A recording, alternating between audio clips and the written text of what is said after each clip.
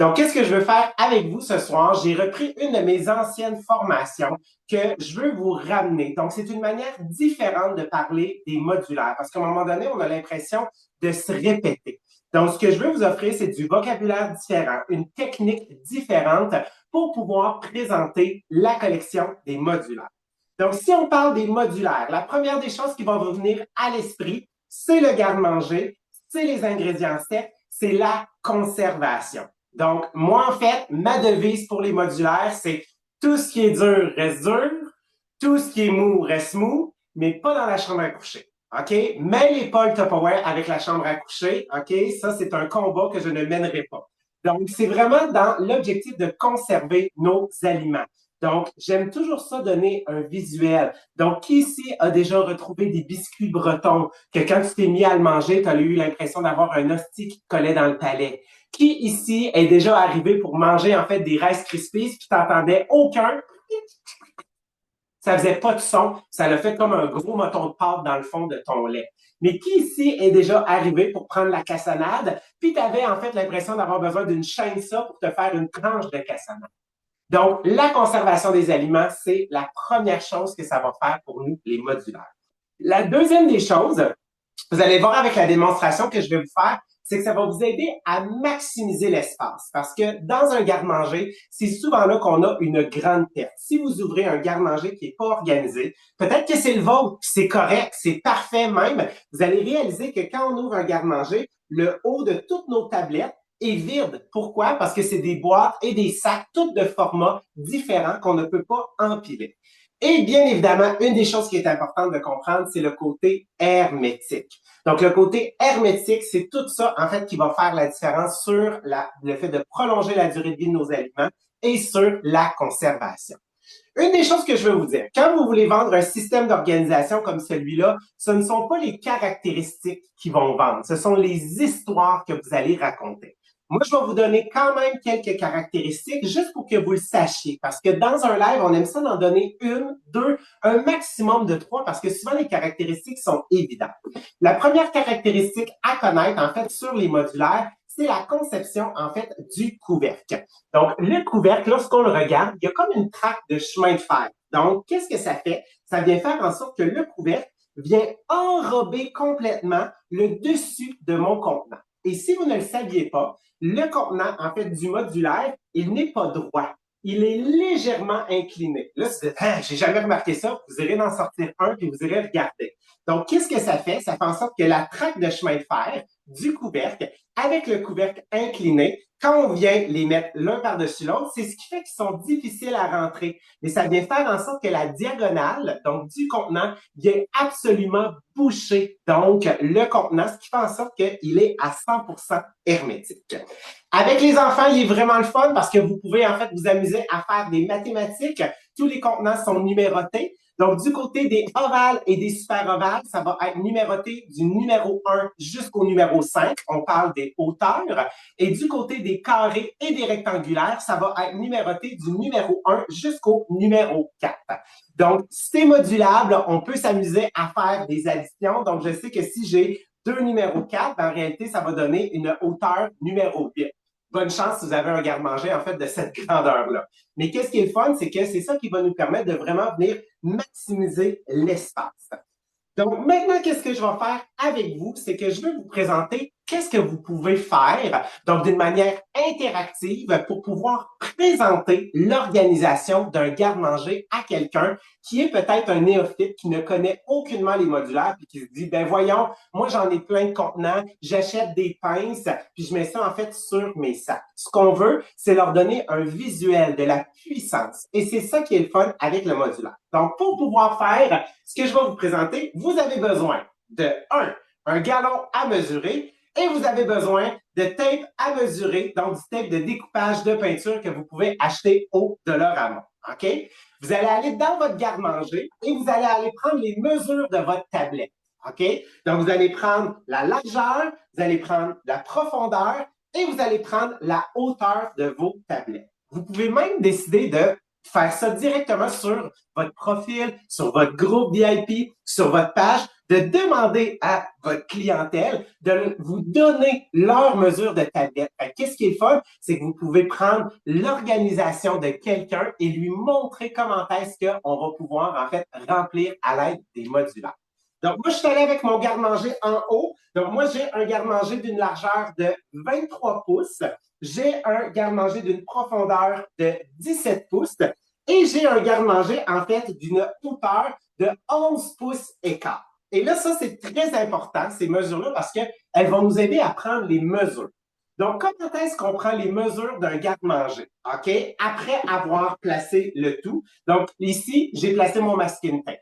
Donc, qu'est-ce que vous devez faire? C'est que vous devez calculer le nombre de contenants en largeur que vous pouvez mettre. Donc, avec des ovales ou des carrés. Donc, ici, en réalité, deux ovales font sur un carré. Donc, c'est comme si ça me donnait un carré ici. Donc, moi, j'ai 3 carrés de largeur où j'ai 1, 2, 3, 4, 5, 6. J'ai 6 ovales de largeur. Donc, cette mesure-là, elle est importante et j'ai besoin de le savoir aussi, donc, en face à face. Donc, j'ai combien de carrés? Moi, en fait, j'ai 2 carrés de profondeur. Donc, une fois que tu sais ça, ça va te permettre, en fait, de venir jouer et de démontrer comment est-ce qu'on planifie l'organisation d'un garde-manger et comment est-ce qu'on est capable de maximiser la hauteur. Donc, la hauteur, une fois que tu l'as, qu'est-ce qui est important de savoir? Comme moi, en fait, j'ai 11 pouces et quart.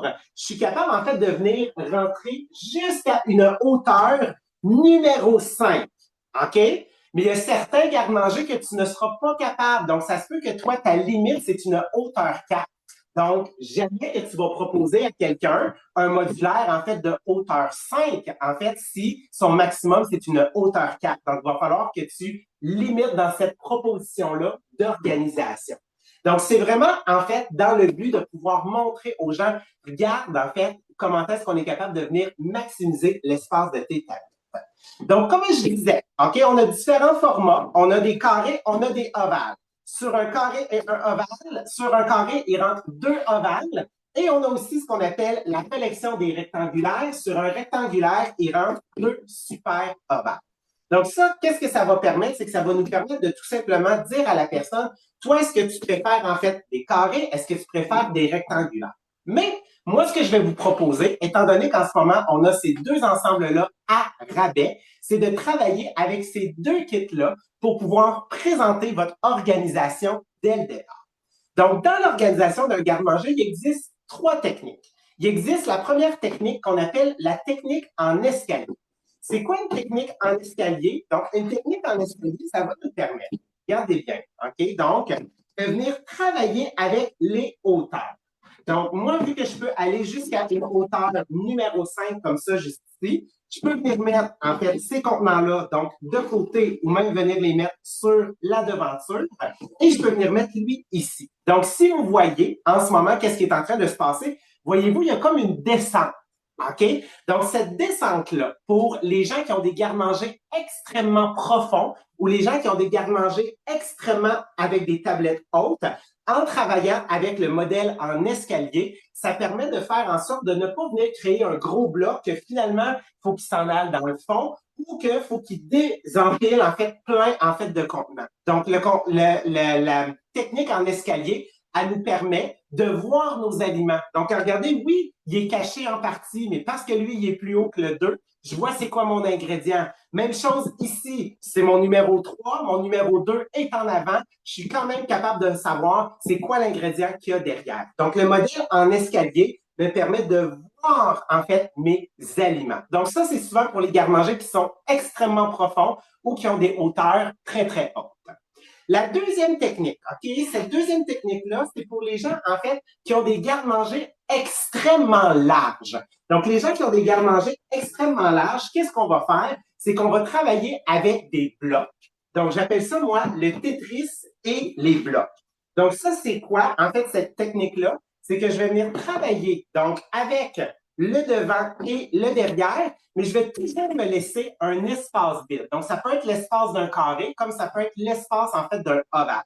Et cette technique-là, qu'est-ce qu'elle fait? C'est que je déplace lui, lui est accessible. OK? Comme ça. Je ramène lui, je tasse lui, ces deux-là sont maintenant accessibles.